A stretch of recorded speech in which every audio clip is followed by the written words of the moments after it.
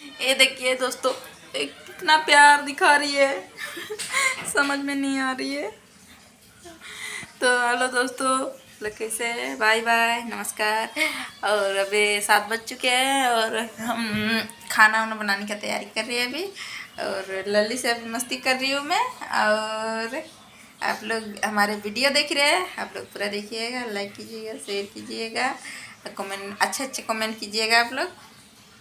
क्या हम लोग कैसे मस्ती कर रहे हैं, कैसा लगा आप लोग को, तो आप लोग अच्छा अच्छा कमेंट कीजिएगा। बाय बाय दोस्तों। और पूरा वीडियो देखिएगा, आधा देख के मत छोड़िएगा, आधे रास्ते में छोड़ देते हो आप लोग।